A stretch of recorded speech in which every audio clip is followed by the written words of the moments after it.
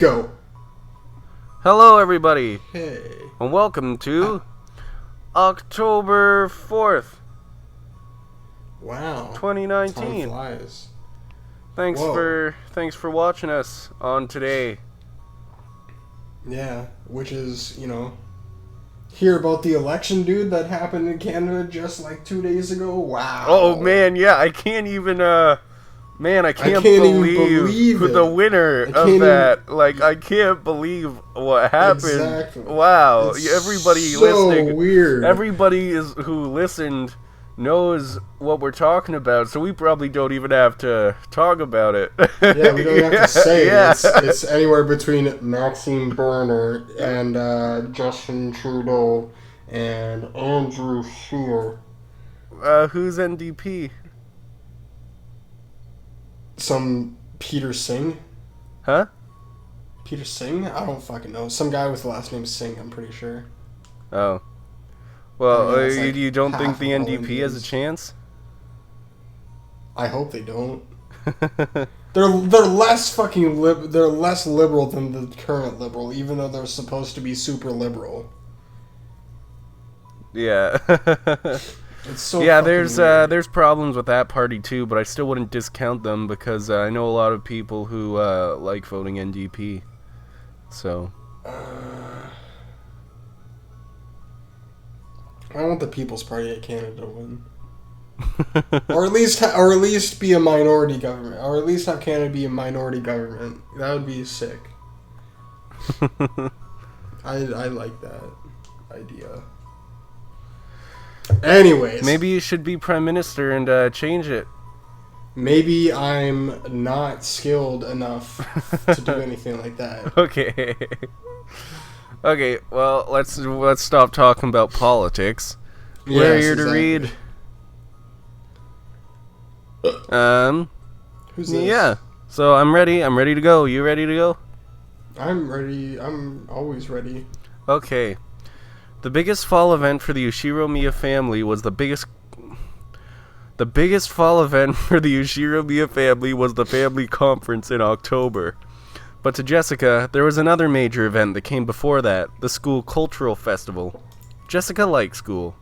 To her, it was a place where she could let out the stress she'd built up from the rigid lifestyle she was forced to lead at home. For today's cultural festival, she'd formed a group with her friends, and had announced that they'd perform some light music on a temporary stage. She had prepared and practiced for this over and over until today, always anxiously awaiting this day's arrival. But there was one thing that worried her. She looked at the clock. There was still a little time, but she felt uneasy. Would that person really come? After taking a single deep breath, her heart jumped when all her friends suddenly started speaking in shrill voices. Oh, you can have these voices. All of Jessica's friends. Shit. Give me a second. No way. Hina's boyfriend. So awesome. All her friends are robots. Isn't he? Rin's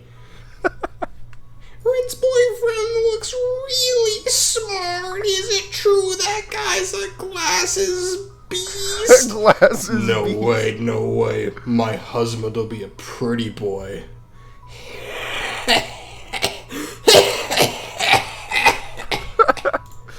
It may not be like this for all girls, but at least at Jessica's school, the cultural festival was basically a boyfriend exhibition. Jessica didn't have a boyfriend. She had many friends of the opposite. Huh? I just called her a loser. She had many friends of the opposite sex, but no special, only one. But Jessica was a little famous around the school, and everyone thought it'd be natural for her to have a fitting partner. Furthermore, her pride had led her to pretend that this was true. She'd somehow managed to keep them fooled until this year, but for various reasons, she hadn't been able to escape this year's cultural festival. Oh no. Who is this? Jessica's friends? Probably. Is your boyfriend here? What? No, it looks like he's not here yet. Maybe he's busy with work. Ha ha ha ha. So what kind of person is he, Jesse? At least give us a hint. What kind of relationship? So he's a working man. Will he come in a suit? Of course he'll be wearing glasses, right, Kya? Hey, he actually doesn't exist, right? If you come clean now, we'll let you join us. Let's cry together through this year's cultural festival. No, he exists. I told you, he really exists. Ha, ha, ha, ha. Just like Beatrice exists. Jessica's bitter smile was covered with cold sweat. It was starting to seem doubtful whether she really had deceived her sharp-witted friends.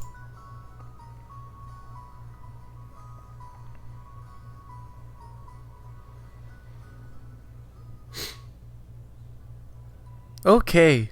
Then, how about making a fake boyfriend and taking him with you? Oh, yes, like a full-size doll. Yes, that would work. A fake? Who? I can't think of anyone who'd do that. Shannon's ridiculous plan surprised Jessica into hysterics. Even so, it was probably more realistic than the crazy methods running through her head about getting a boyfriend in the big rush before the cultural festival.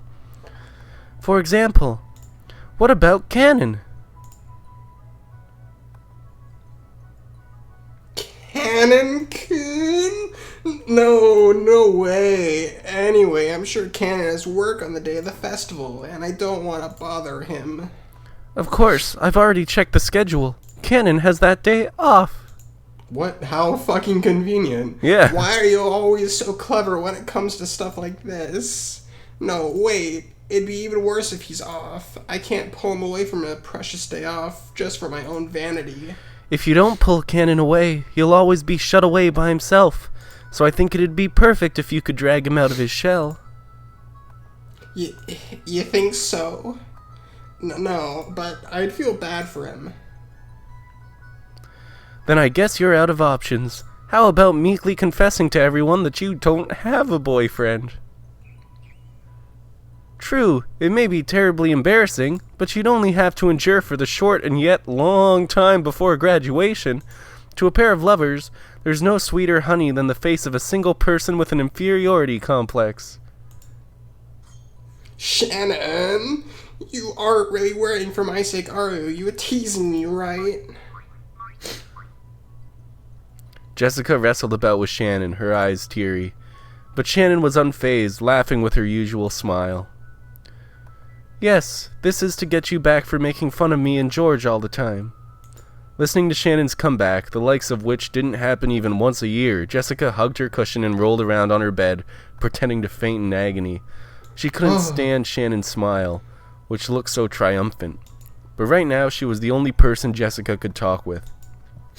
She could choke her to death with her cushion later. Is it really so bad, milady? It's a cultural festival, but it's also a chance for you to have fun with Kanon.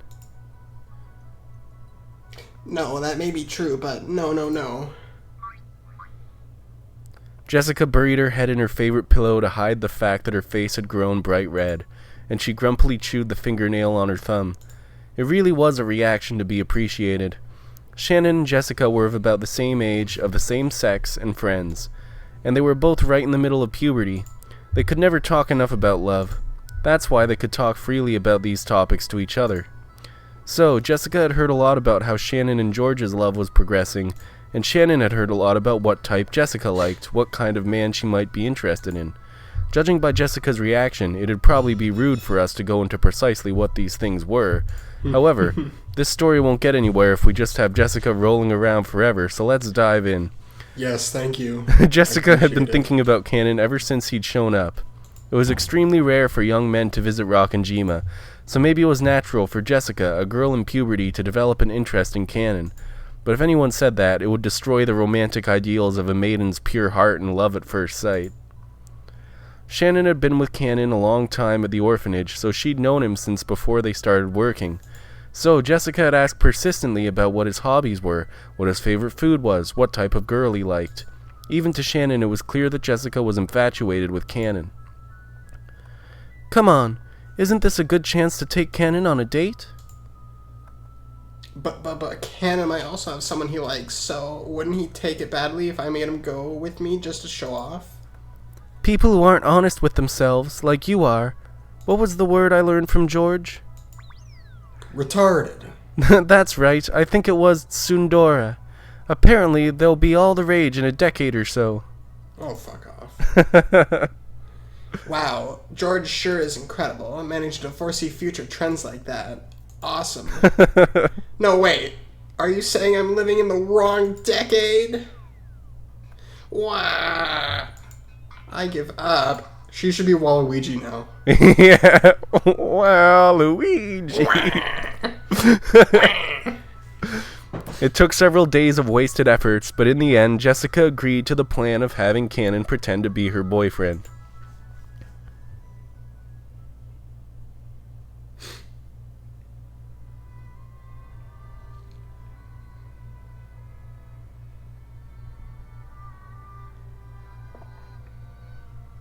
Yes, milady?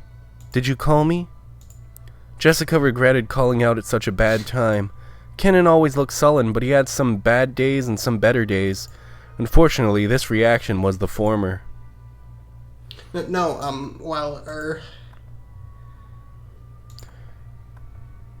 All that confidence and effort she'd built up practicing in front of a mirror all night was wiped out in about 5 seconds.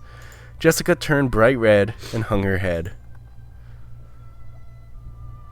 When he saw that, Kanon sighed. Jessica thought that he was exasperated with her, and her face went pale.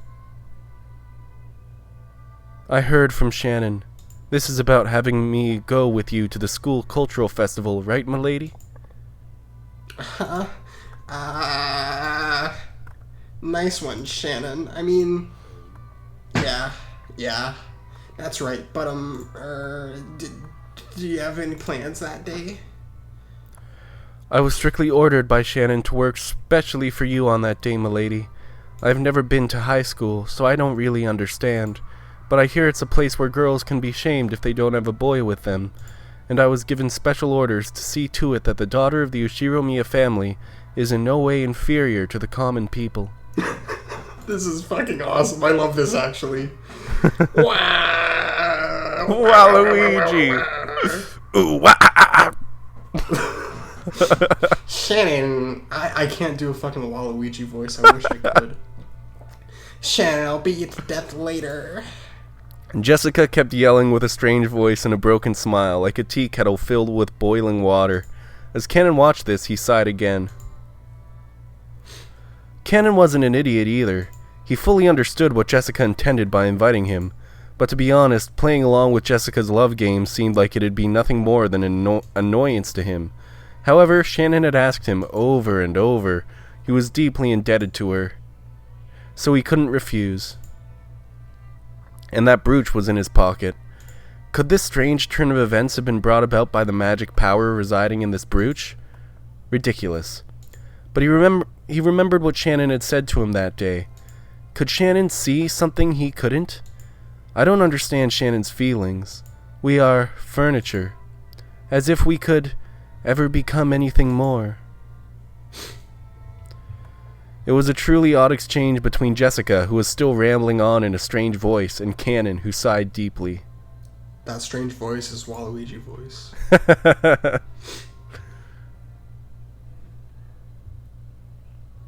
Wow. Jesse, someone's here. Didn't you hear? Huh? Sorry. Who is it?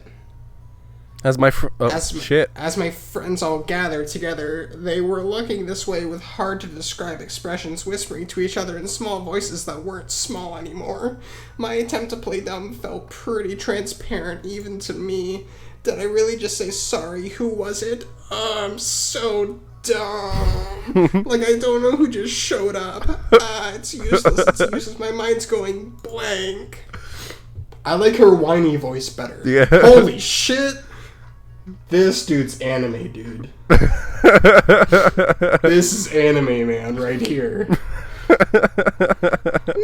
that's Jesse's boyfriend. He's so cute. Wait, he's real? No way, seriously. Jessica, you traitor. He's incredible. Oh, he's younger. I never heard he was younger. Where's Jesse's boyfriend? She really isn't a little kids. Oh no. Oh God. Hey, aren't you late? I didn't know where the entrance was. I must apologize for my tardiness. Right, that outfit looks really good on you. Wow. Shannon said normal clothes wouldn't do, so we went and brought this the other day. Does it look strange on me? Yes.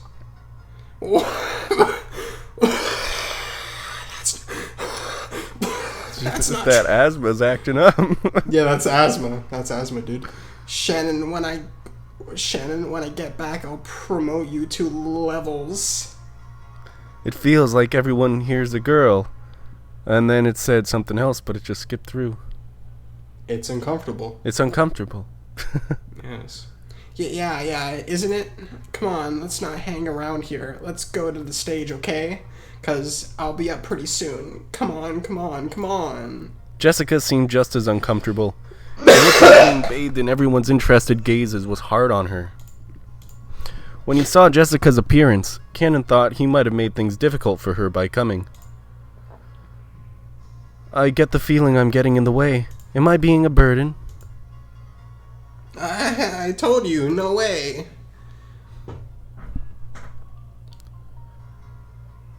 Please tell me at any time if I start getting in the way. Yeah, no way he calls himself Boku.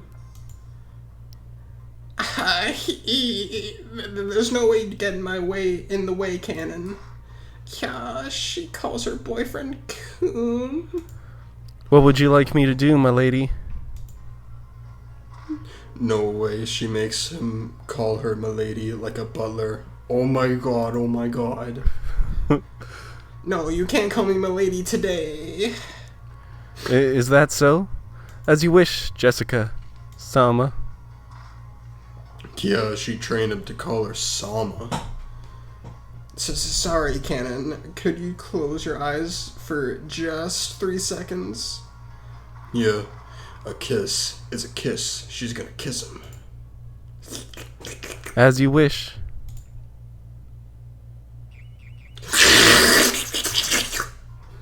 Suck his brains out.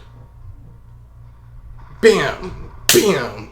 Crash! Elbow! By the time Kanon opened his eyes, a horrible tragedy had occurred in the room. Everyone had been driven into the walls, their arms and legs outstretched. Jessica had slipped her brass knuckles back into her pocket before Kanon's eyes opened. What the fuck? Anyway, let's go over to the stage. Our turn's coming up soon, so take a seat and wait for a bit. 'Cause we've got to get ready. Go straight to the end here, and you'll see a temporary stage. You'll know where to go. Please wait there. What's that voice? It's her I just fuck people up voice. With her brass knuckles. Mm-hmm. She pushed Kanon's back as he seemed to be having trouble moving himself and chased him out. Even though Kanon was confused by Jessica's attitude and her panicky state, which he'd never seen before, he followed her instructions and headed in the direction she had indicated. After seeing him off with an awkward smile, Jessica slammed the door shut and yelled loudly.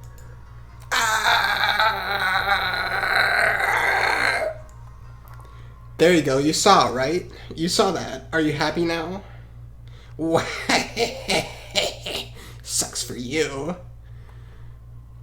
I lost the bet. I was sure Jessie didn't have a boyfriend. Are you sure that was her boyfriend? Oh, but she's just abusing one of her servants, right?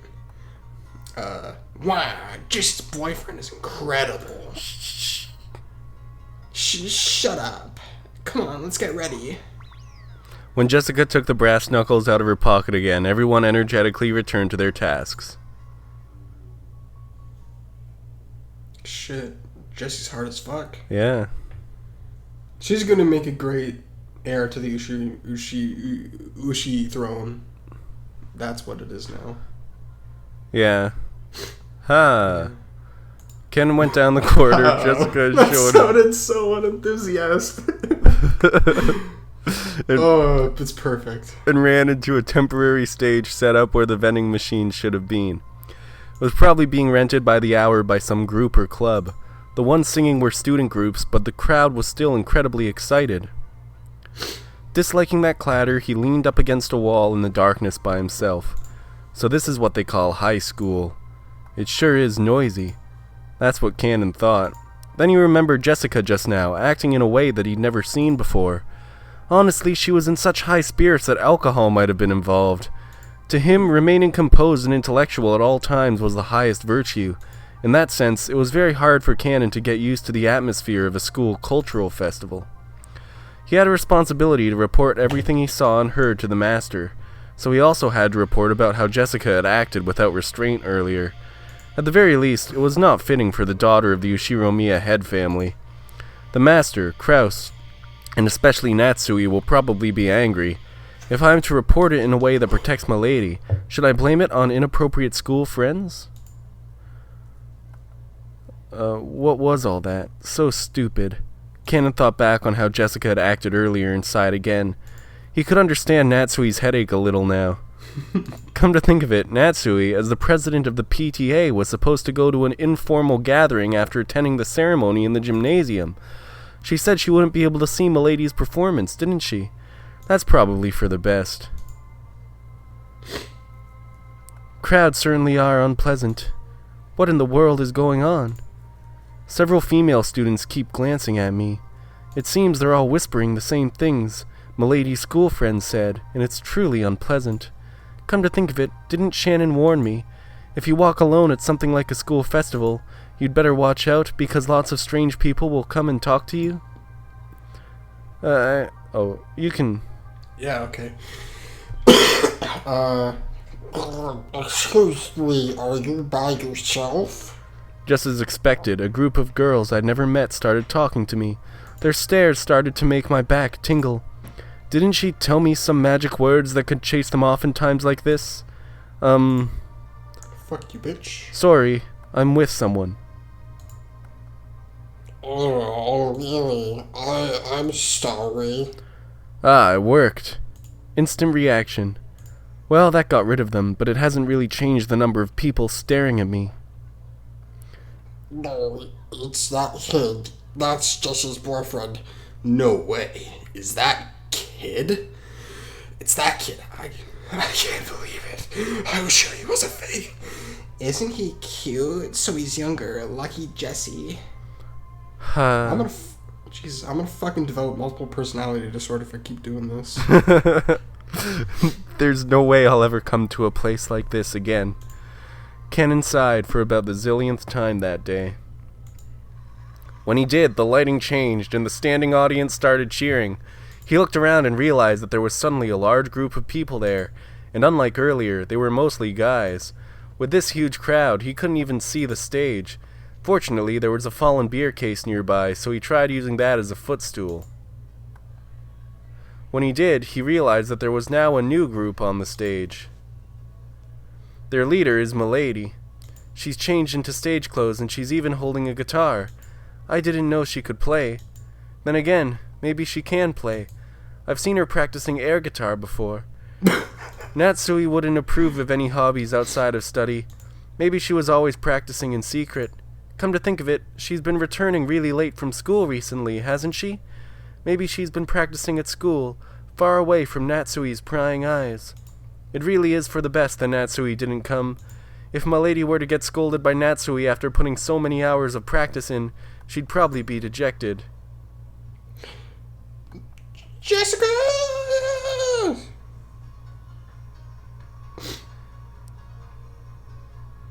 Everyone, thanks for gathering here today. I could hear Jessica's forceful voice through the speakers. Jessie Sama. Maybe that's her nickname at school. The students in the audience kept calling out that name.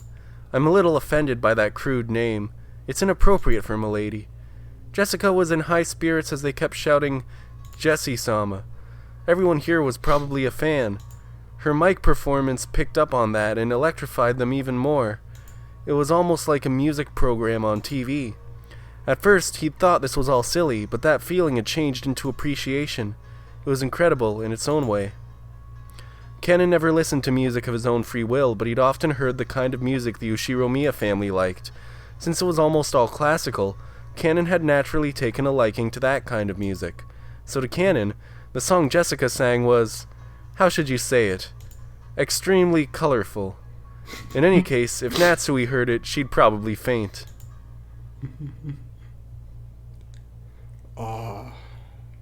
Whoa! Turn it up, dude. Holy shit.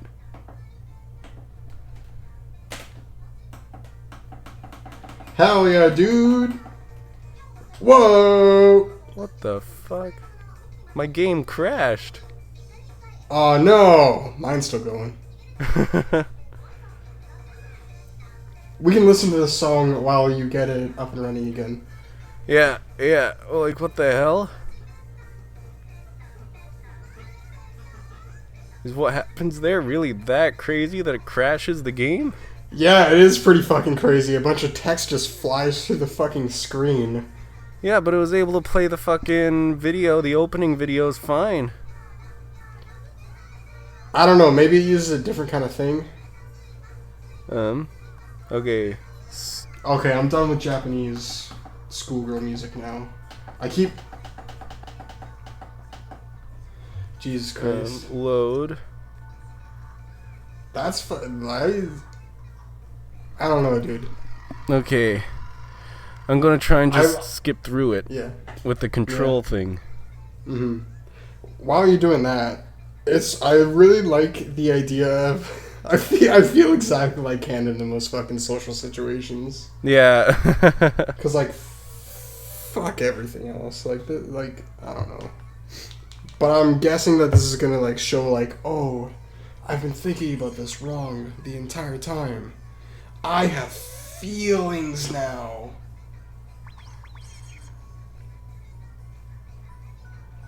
Hey, that sound. Wait, no. Oh, you didn't save right before. Yeah, well, I didn't know that it was gonna crash. Yeah. I was excited, and then the game it says not responding, and then it closes. And I'm like, well, this game isn't that hard to fucking play. It's just words and pictures. Like, fucking Jesus Christ. Exactly. I was playing this other game that never crashed, and it was all like 3D, and yeah, I don't know. I don't know. It's probably not like performance wise. It's probably maybe, I don't know, because if it does it again, then that might be an issue. Yeah, if it does it again, then I wish that there was a way for me to just skip over it and not have to. There's probably some way, but like it'd probably be really fucking shitty to do. So, I don't know, maybe updating it would, like with the thing I have now to make it look nice. Also, I'm gonna take my shirt off too, because fuck. So hot.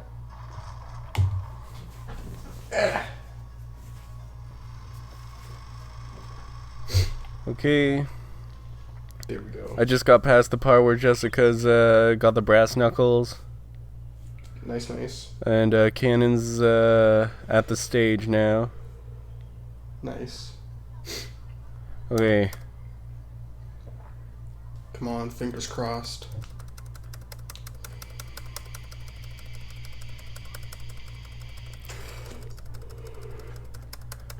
I'm skipping slower just so that I can save right before that happens. Good idea. Okay. The crowd is there. Jessica's on stage. Okay, I'm gonna save right here, and then I'm gonna fucking control it. I'm gonna try and skip past it quick as fuck, so that it doesn't even play it. Save. That's my plan. That's the plan. Man with a plan. Okay, control. Hey.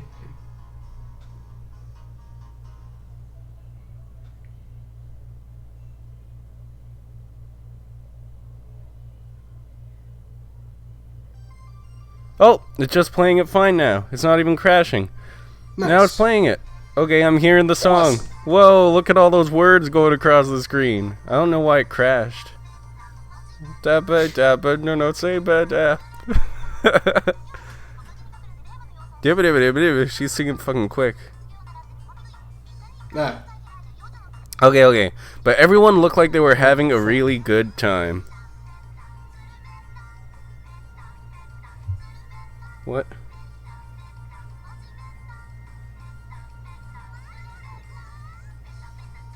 Oh. No! The phone call. What the fuck? What even happened? Call back. Yeah, there we go. I think The I fuck? accidentally pressed hang up.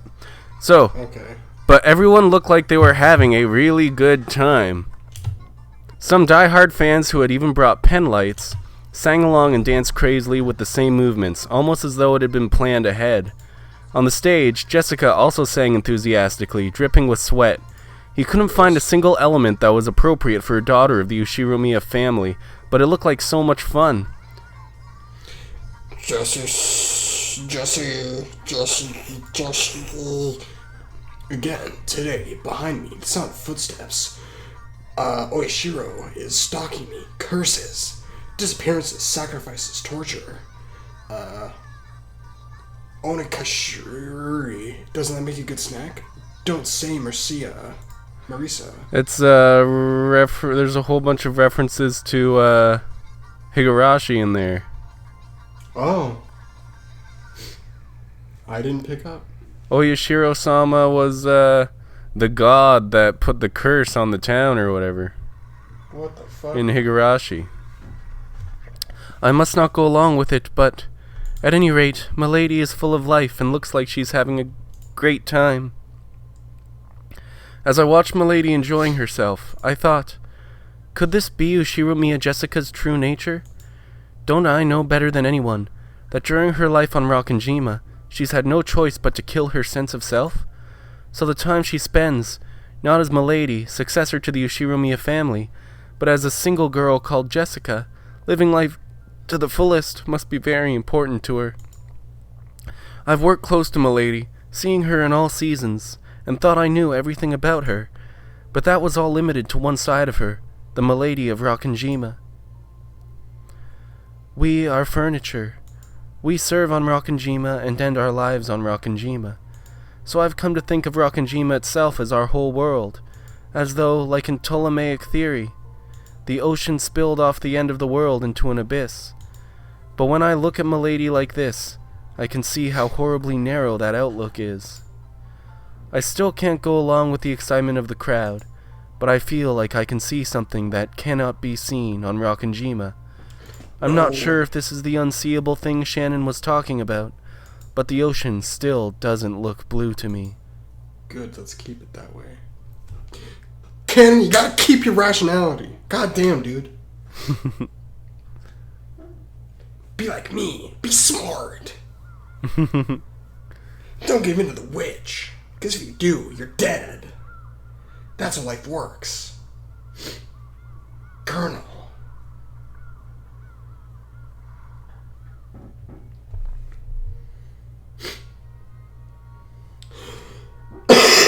Oh shit. No. It wasn't the cultural festival at Jessica's school today. How is the principal doing? He seemed to be in good health. That's right. Diet member Takamiya was also there. He said to give you his regards. Busy as usual. It appeared so. That person is also very energetic. Oh, and I believe President Emoto also made an appearance. Naturally, the topic of Jessica's cultural festival came up at dinner. School events often became social gatherings for local volunteers. It was the same for the Ushiromiya family, who were celebrities around here. Natsui remembered the name of one VIP after another at that social gathering, telling Kraus the news about them. Jessica didn't really have any interest in that discussion and rudely slurped her pumpkin soup. Milady, perhaps you ought to take more care with your manners. Shut up. Yeah, sorry about that. Jessica, how many times must I tell you to watch your language? Yes, ma'am. Jessica answered, discouraged. When he saw that, Kraus smiled a little and paused his conversation with Natsui. How was the festival for you, Jessica? Well, it was okay. I was watching. You did an excellent job. Well... Jessica's face turned bright red. She probably hadn't imagined that Natsui would actually come to see her on stage. She felt a mix of happiness and embarrassment. Actually, she hadn't really wanted her mother to watch, since she didn't want to be told that her music was inappropriate for the Ushiromiya family, but it certainly didn't make her unhappy to hear a parent say she'd done a good job after watching her try her best. Jessica acted with both composure and dignity, fitting behavior for the student's representative. Oh, yeah. The smile that had been there until a second ago crumbled like sand. Jessica immediately realized that her mom was talking about something different. Jessica was also the school's student president. She had no interest in doing something so annoying, but her parents had been pushy, so she grudgingly accepted. Unfortunately, she was popular at school, so she won the election easily. So Natsui was praising her for the student council sponsorship ceremony at the beginning of the cultural festival. Actually, she had just carried that out half-heartedly. After that, she immediately met up with her friends and held a stage rehearsal for the rest of the time. That inexperience of standing above people and bearing responsibility will surely prove useful in the future. I'm sure it will help Jessica mature as a member of the Ushiromiya family. But you rushed a little while giving the greeting. You get a pass on content, but the fast pace of your speech lessened the impact. It might help if you developed a habit of pausing every once in a while. Yeah. Okay, Mom, whatever you say, I'm gonna keep slurping my pumpkin soup. After she finished eating, Jessica didn't feel like going straight to her room. Her room was basically the place her parents had ordered her to be. So perhaps for Jessica, instead of returning to her own room, being in an unknown location in this large mansion was a meager form of resistance.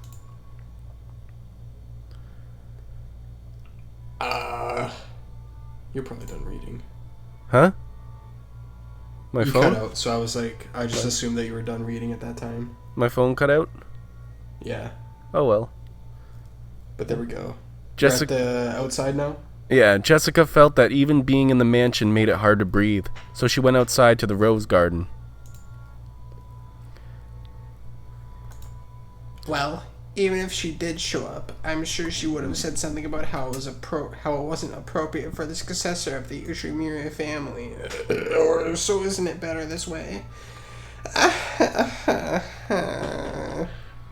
Jessica laughed at what she was sulking over.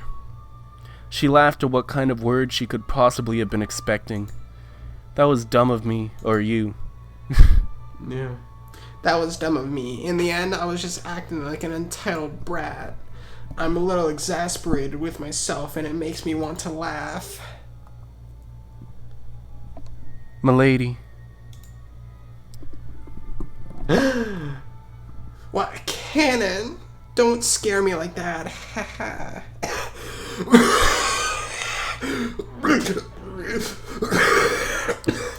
Just as she was about to force a laugh, Kanon suddenly started talking to her, and she choked. What's up? Got something to say, lover boy? Yes? Jessica's expression became the one she always wore when looking at Kanon. The listless Jessica from a second ago was gone. If he had still only known Jessica as the eventual successor to the Ushiromiya family, as he had until yesterday, he might have mistakenly thought that Jessica's mood had sprung back to normal. But that wasn't right. He now knew a part of her that he couldn't have seen until yesterday, so he understood that there was no way Jessica actually felt the way she appeared. Oh, about today's cultural festival. Well, thanks for coming with me so I could show off. You saved my butt over there. That song. You were really good. What? Really? You're embarrassing me. Even though she had heard the words she most wanted to hear, Jessica acted shyly and couldn't accept them openly. I cannot sing, and I don't know how to play any instruments other than the harmonica and the recorder, which I learned in elementary school, so I simply assumed you were the same, milady. At the time, Kanon had never felt as though he'd been looking down on Jessica in this way. But all the people he'd seen playing special instruments were on the other side of the brawn tubes in the TV. At the very least, he'd been under the impression that it'd be impossible for Jessica. I am furniture. So I didn't believe there was any need to sing or play instruments. But I'm not sure anymore. Seriously, Kanon? Enough with that I am furniture business. That sounds like proper attitude That sounds like a proper attitude you servants are supposed to have, right? Servants are supposed to be like living furniture. Genji says it a lot. It isn't just a proper attitude, because we really are furniture. I know the kids from Fukin House receive assistance from grandfather in various ways, and I realize how grateful you are for that. But it's a bit cruel for you to have to call yourself furniture just because of that. We're all human, aren't we? Kanon, when you saw me singing, what did you think? It looked like you were having a lot of fun. I don't think that's true. Huh? You didn't just think it looked fun. You were envious, weren't you? That's not... Kanon probably hadn't noticed that emotion himself. Most likely, Kanon saw something he'd never seen before, learned about it for the first time, and felt envious. And to trick himself out of that emotion, he'd called himself furniture over and over.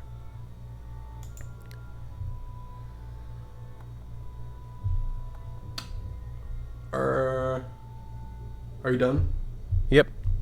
Okay. I know I'm a successor to the Ushiromiya family or whatever, and while I'm sure there'll be a lot of annoying stuff to do from now on, as far as that goes, I can't do anything but give up since I was born under an unlucky star. Probably just like you had to live at the Fukin House. I'm gonna call it the fucking house now. Okay. Just like you had to live at the fucking house, I don't have a choice either. I couldn't choose the stars under which I was born. I like astrology. That may be I'm true. a Capricorn.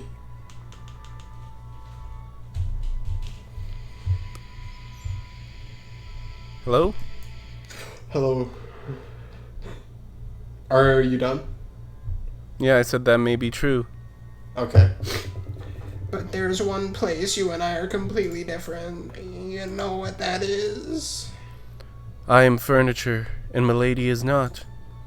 He was about to say that, but stopped. Oh. Huh.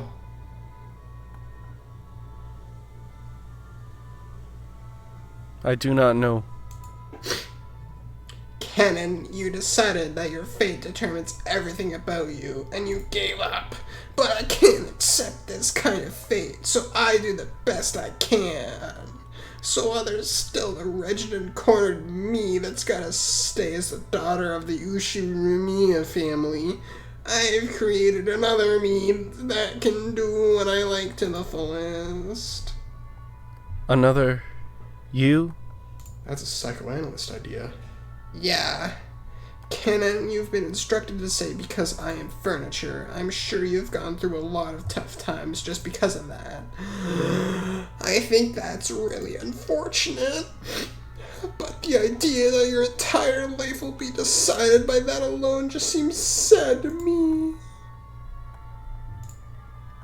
You know, it's always possible for people to create another self inside of them, a self that they can truly grow to like. I'm not talking about escaping from reality, okay? When I'm that other self, I can really feel like I'm living a great life. So no matter how constrained and boring everyday life gets to be, I can always live on without suffocating. Definitely psychoanalyst idea, dude. To make another self inside yourself that you can truly grow to like. To make another me, one that isn't furniture. Through her relationship with George, has Shannon given birth to another self that isn't furniture? And did this other Shannon see something that cannot be seen by furniture? Don't give in, Kanon. Don't give in. Keep your rational mind, dude. That's right. Well, I don't know anything about your private life, Kanon, but I can sort of guess your private life probably doesn't exist at all. Am I right? You probably just masturbate all fucking day long, you filthy Kanon couldn't degenerate. reply, but that was answer enough. He had no concept of a private life, so Kanon would always be Kanon. So furniture would always be furniture. Wow. Kanon. Kanon isn't your real name, right? In the Fukuin house, new graduates would be given new families and a new life, so they were also given a new name. In his case, that was Kanon. Certainly, this name of mine may be a temporary thing. Before he had thought of himself as Kanon and no one else, but he remembered.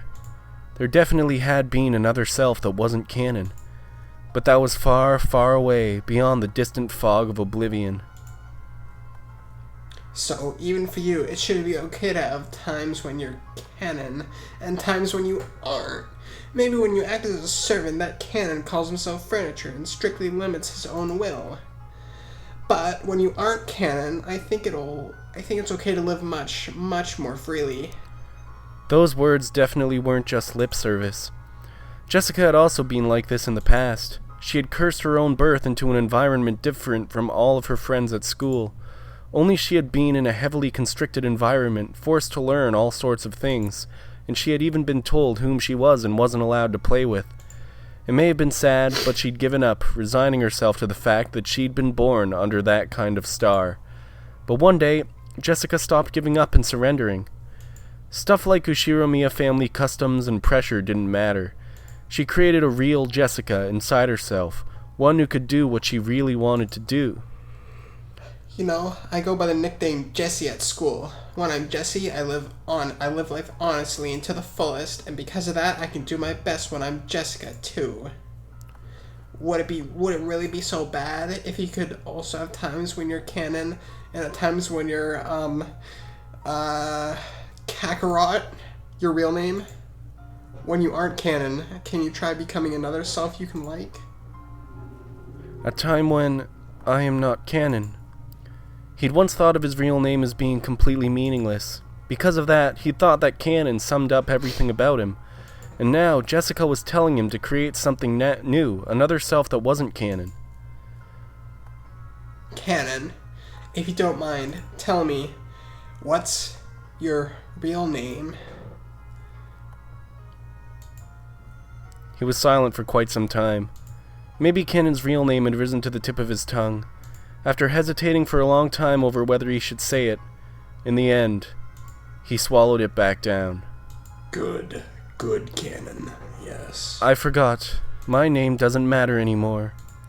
Those words contained a faint rejection. No matter what kind of real name I had, the only truth now is that here, I am Kanon. The past has nothing to do with anything. The materials with which furniture is made, be it a trunk of a tree or otherwise, are meaningless in the end. I told you to stop that. You aren't furniture. You're human, right? I am not human. Kanon clearly voiced his refusal. It was with a rage that he normally didn't show. Jessica couldn't say anything back and was struck silent. You are human, milady, so you are free to live any way you please. and any kind of future is possible for you. It's almost like you have wings and can dance through the sky like a bird. But I am not like that. Even if I looked like a bird, I'd be nothing more than a domestic duck. Even though they have wings, they cannot fly. To speak to me of that dream in the sky despite that, it's just too cruel. Furniture and ducks. What the hell is all this? No. Jessica had unconsciously gone along with Kanon's forceful manner of speaking, but she realized that she shouldn't fire back and swallowed her words. Gulp. I don't know anything about you. I don't even know your upbringing, and I don't know the hardships you've been through. So I can't even imagine why you started calling yourself furniture. But know this, you aren't furniture or a duck. You're a real human. If you want to say Kanon's furniture when he's working as a servant, that's fine. But in that case, don't you think you can create a self when you aren't furniture, for when you're human? Only a human like Milady can embrace that possibility. I am not like that. I have no future, no possibilities, no dream that I am allowed to see. So, Milady, please don't say any more cruel things. Why do you say stuff like that? Because it seems you mistakenly think I'm a human, the same as you, Milady. We are different sorts of beings. I just wanted to make that clear. I heard from Shannon. Something about Milady liking me. What? No. I look almost identical to a human, so, like Shannon, I could probably delude myself into thinking I'm human, and pretend to love for a time. But then, I would surely be fooling myself. No, I would be fooling you too, Milady. Shannon and George will definitely fall apart. Even though Shannon herself probably realizes that day will come, she's taking part in such a stupid... There's nothing stupid about it. Sure, George is a wonderful person, and he's got to match up to his parents' expectations. I'm sure when it comes to marriage, Aunt Ava will interfere in various ways, and, I think their future prospects look like they'll be full of trouble, okay? But you know what? George isn't the kind of guy who will surrender to that shit. Shannon's no Juliet, and he'll definitely bring her happiness. People cannot engage in romance with furniture. What I'm trying to say is that even if you can love furniture, I cannot love you, Milady. Wow. Those words of Kanon's crushed all of Jessica's bittersweet feelings from that day. There was no way her emotions could have predicted that she'd be refused so bluntly. In an instant, she lost the willpower that had led her to try and unravel something stubborn in Kanon's heart, and before she knew it, she was just standing there in shock. Milady, if your feelings for me were due to my conceit, then I must ask that you forgive me. No. Well, I won't deny that.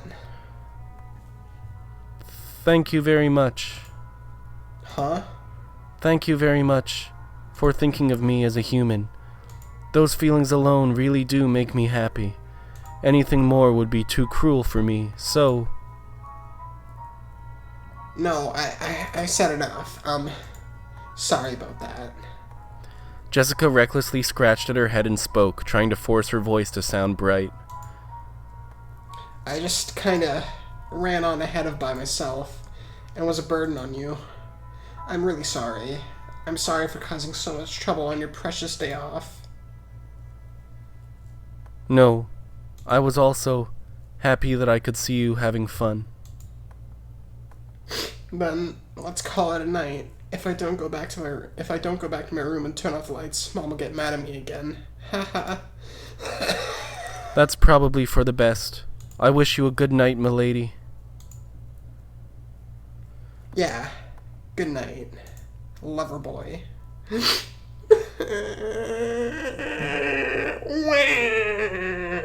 Kanon saw Jessica trot away with her back to him, looking disheartened. But then she suddenly broke into a reckless dash and disappeared in the direction of the mansion. As he watched her back, for just an instant, Kanon was tormented by the feeling that he'd just made a huge mistake. But he hadn't made a mistake at all. He'd been forced to refuse her now for her sake, while the pain was still at its smallest. Nice going, making a woman cry like that. I didn't expect you to refuse her that strongly. If you'd given a normal answer, another pair of lovers would have been born thanks to my magic. Fucking Beatrice. How long have you been there? What a horrible person. When he turned around, the witch was suddenly there. It looked like she'd been there the whole time. And something else that I skipped. Watching the two of them as though enjoying a play. I shall forgive you for your insults just this once, in deference to that amusing little show. Even after 1,000 years, no more interesting show exists than complications between boys and girls. To me, it's a pleasure that's better and more addictive than opium. Kanon pulled the butterfly brooch out of his pocket. It was the manifestation of the great magic the witch had bestowed. Without hesitation, Kanon slammed it against the ground and stomped on it. Whoa, nice. Oh, what is the meaning of this? You know that was given by me. Just now, I figured it out. What you're doing isn't as tasteful as being a cupid of love. You're just a demon who enjoys showing love to those who can never be together, deceiving them. Humph, you are free to think that. Most humans I lend my power to say the same thing. Don't play dumb. You didn't lend Shannon your power because you felt sorry for her. You found a weak point in Shannon's heart as her chest burned with love, and you made her break the mirror that sealed you. What's more, you guessed how this would all end, and now you're toying with her. Am I wrong? Furniture is a thoroughly pitiful existence. So, you have no dreams, no future, and even no love? Good, good. There is nothing better than knowing your place.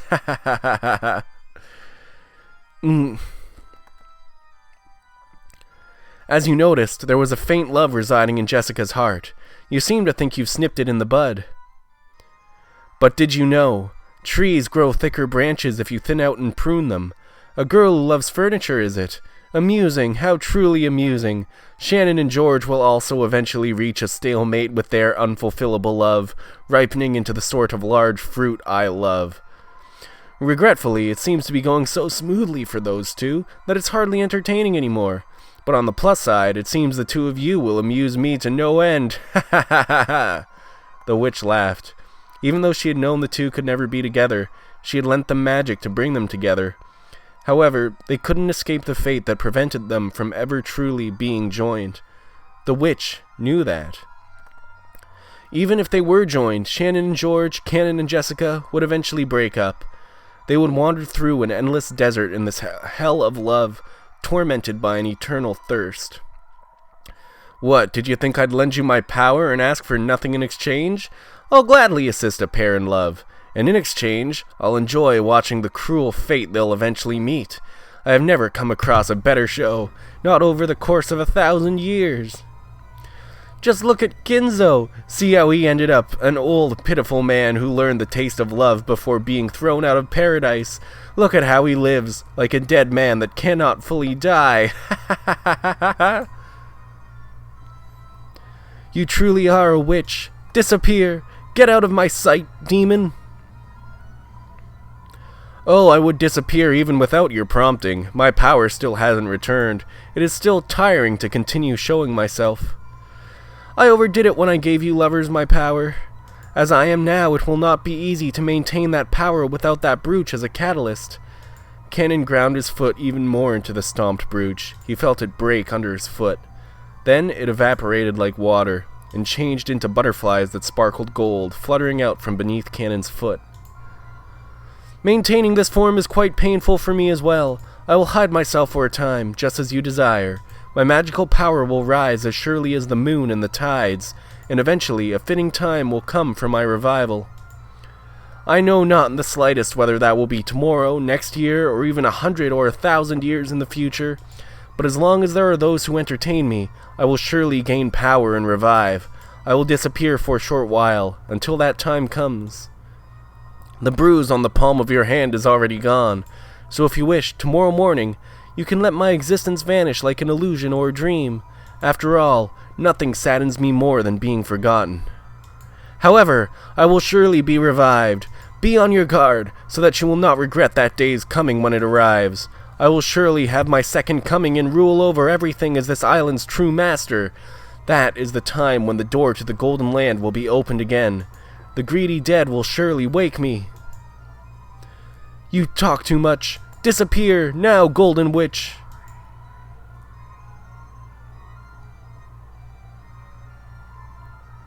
The witch became a cloud of gold butterflies and scattered away, leaving behind a scornful laugh. The whole area sparkled like a gold blizzard in a snow globe. It was a fleeting, fantastical scene that disappeared in a heartbeat.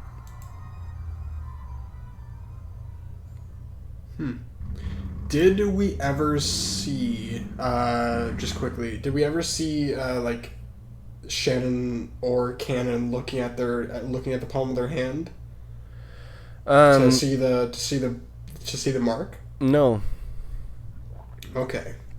The witch could no longer be seen. However, Kanon felt like he could still hear that shrill, unpleasant laugh. Ah, how amusing, how truly amusing. Why is the human world still so amusing after all the years I've been away?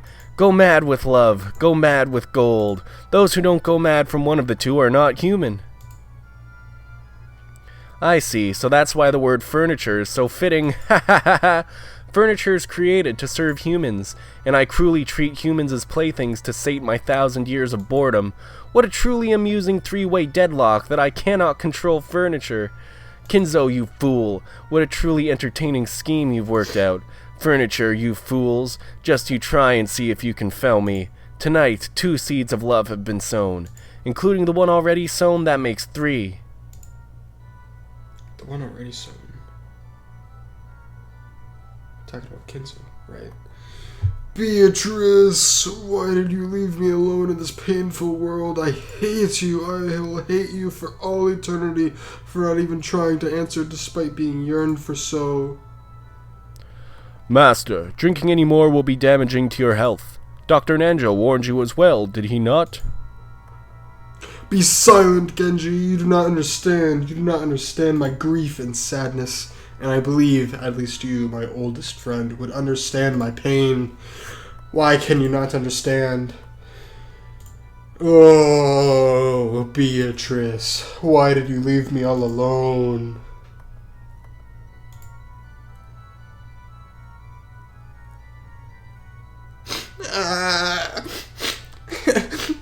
What the hell do you mean, furniture? I don't get it.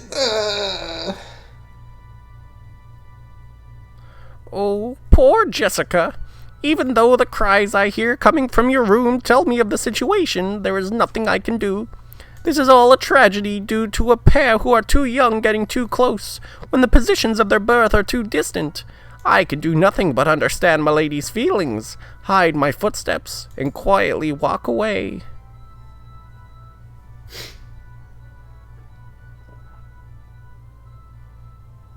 Nice. So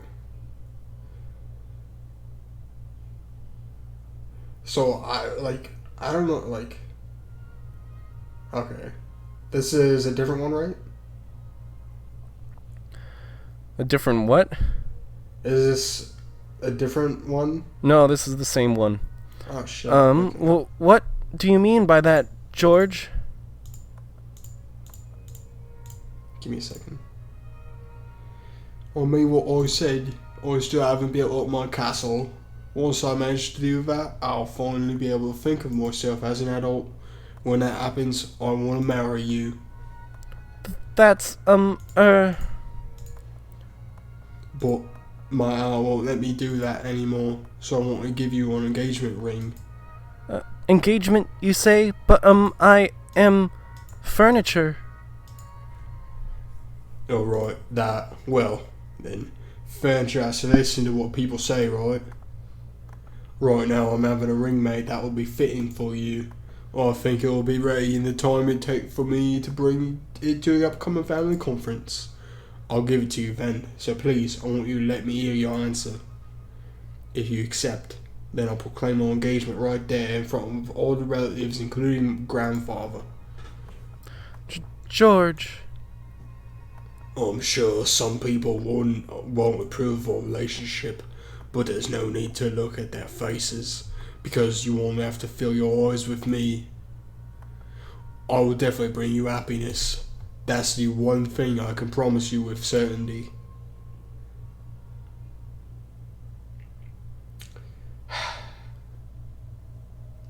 So I knew before it was revealed that this is bad. I just can't wait to see how it will ripen. The gold butterflies do not swoop upon the juice of overripe and rotting fruit. I cannot wait for the day of harvest to come.